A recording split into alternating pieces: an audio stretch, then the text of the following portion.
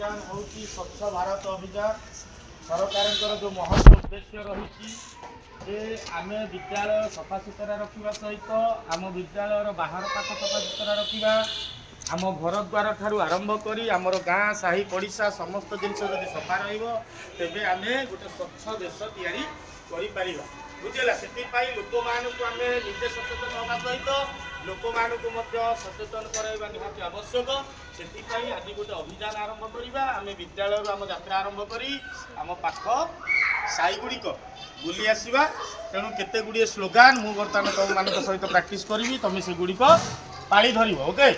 समस्त मिसिकी कहवा आस मिलाइबा हाथ को हाथ आस मिलाइबा हाथ को हाथ परिवेश कथा करवा चिंता आम परिवेश आम संपत्ति विद्यालय आम मंदिर परा है चलो